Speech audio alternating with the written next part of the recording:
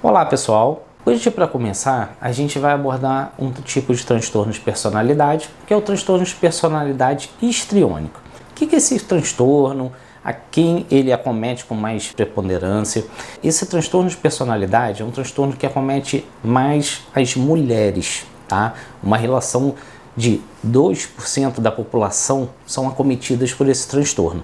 Quando a gente fala mais mulheres, a gente não exclui os homens desse tipo de transtorno. Ela é mais preponderante, mas não é exclusivo das mulheres. É um transtorno que gera muitas delimitações, gera sofrimento e afastamento dos seus parentes. Então isso é importante porque se eu não reconheço, eu tenho prejuízos sociais muito importantes. O que é essa personalidade, né? Que tipo de indivíduo é esse que sofre com esse tipo de personalidade? A personalidade histriônica é aquele indivíduo que ele sofre quando ele não está no centro das atenções. Então, se tem uma roda de amigos, ele vai ser aquela pessoa que vai chamar atenção, que vai fazer piada, que vai querer estar ali. Lógico, mais uma vez, não é porque eu faço piada, que eu sou simpático, sou gente boa, que eu tenho um tipo de personalidade, um transtorno. Porém, o transtorno de personalidade histriônica, ele vai buscar o centro das atenções. E quando ele não está, Romo? Quando ele não está nesse centro, ele sofre, ele sente, ele tem uma dificuldade para interagir, ele não fica feliz, ele fica instável, ele não consegue ter o mesmo prazer de ver um colega, um amigo, um parente sobressaindo a ele em algo que às vezes para ele vai ser algo muito grandioso. E na verdade é uma coisa simples, que as pessoas estão conversando e não tem a mensuração daquela grandiosidade que ele faz com aquele sentimento. Então são pessoas também que querem estar no centro das atenções, mas são pessoas que são instáveis. Ela oscila demais durante o seu dia. Confunde um pouco até com o transtorno borderline, que as pessoas acham, mas o histriônico, ela vai oscilar porque ele quer estar no centro. Então, quando ele não está, ele sente mais raiva, ele prefere ficar isolado, ele prefere não estar presente, porque para ele não faz sentido. Então, assim, ele ama aquelas pessoas, ele quer estar com elas, mas porque ele quer ser visto, ele quer estar sendo o responsável por promover prazer para os outros. Uma outra característica importante do transtorno de personalidade histriônica é que as pessoas que possuem nas suas relações com outras pessoas, elas vão buscar algum tipo de vantagem. E essa vantagem é no intuito de quê? Se for necessário, ter uma sedução, fazer um chamamento mais atrativo, uma roupa mais decotada, para que a pessoa tenha um ganho, ela consiga alcançar o objetivo. Ela vai ter, de certa forma, uma manipulação para que ela tenha o objetivo e o que ela quer esteja sempre prevalente.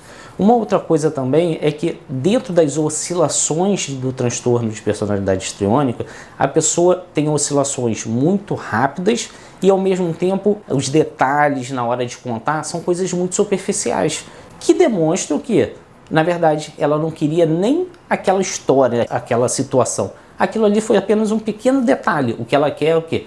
Que novamente seja direcionado para ela. Uma outra característica muito importante é a teatralidade, que, conforme eu falei antes, vai ser utilizada com a autodramatização para quê? Para que novamente ela tenha o centro das atenções. Então a vitimização que a pessoa utiliza é sempre focada em si. A questão da sugestionabilidade no indivíduo com transtorno de personalidade histriônico, ela é aumentada. Por quê? Porque ela sofre muitas influências do seu redor. Então, assim, situações, vontades, desejos, ele está sempre com aquela vontade, mas de acordo com a situação. Ele vai conforme a onda, conforme a maré está propensa para aquela situação. Então, ele também vai caminhando nesse sentido. Uma outra situação também bem importante, característica de quem tem o transtorno de personalidade histriônica, é a questão das relações pessoais. Às vezes, as pessoas com esse transtorno, elas sofrem muito porque perdeu um amigo, porque o amigo não fala mais, blá, blá, blá. Em situações, aquele sofrimento, você vê que a pessoa está angustiada. Quando você conversa com aquela outra pessoa para saber a história, para saber o que está ocorrendo, quando você vai ver, ela nem é tão amiga da pessoa que tem um transtorno de personalidade, ela não tem nem noção que está gerando um sofrimento e até estranha essa situação. Então, essa característica de sofrer demais por relações pessoais que são criadas, que estão na nossa imaginação, elas são muito presentes em quem tem um transtorno de personalidade histriônica. É como se eu fosse muito amigo do presidente e ao mesmo tempo o presidente não sabe nem quem eu sou. Então essas pessoas com esse transtorno, elas sofrem demais. Se a gente for pensar em outras doenças psiquiátricas, a gente pode trabalhar, abordar um transtorno bipolar numa fase mais de mania, que a pessoa também tem essa ideação de grandeza, que está no centro, que pode, que acontece. Por isso que eu falei, o transtorno de personalidade, ele se mistura com várias doenças. Não é porque eu tenho transtorno de personalidade histriônica que eu não posso ter outro transtorno de personalidade. Será que esse transtorno foi bem diagnosticado? Essas questões têm que ser bem trabalhadas, não são fáceis de identificar. Os profissionais têm até uma dificuldade para fechar um diagnóstico. Por quê? Porque como são emoções muito voláteis, muito instáveis, oscilam com o dia a dia, oscilam com a situação, oscilam com o momento que a gente vive, fica difícil às vezes da gente pegar aquele pequeno detalhe e não, matei e fechei esse diagnóstico, é isso. Às vezes a gente vai demorar muito tempo, a gente tem que conhecer, até porque existe a questão da manipulação.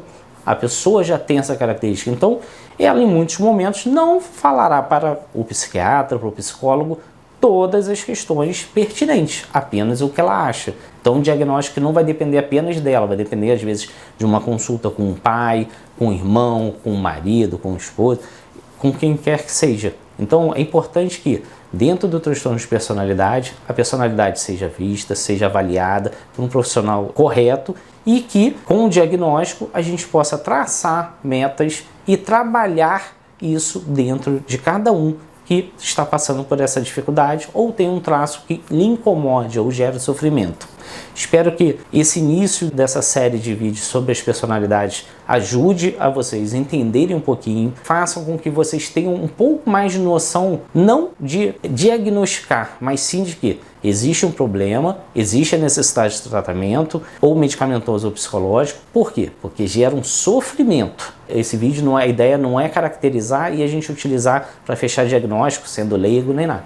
É para que vocês busquem ajuda. Espero que o vídeo tenha sido produtivo e se você gostou, curte o nosso canal. A gente tem vídeos novos todas as quintas-feiras.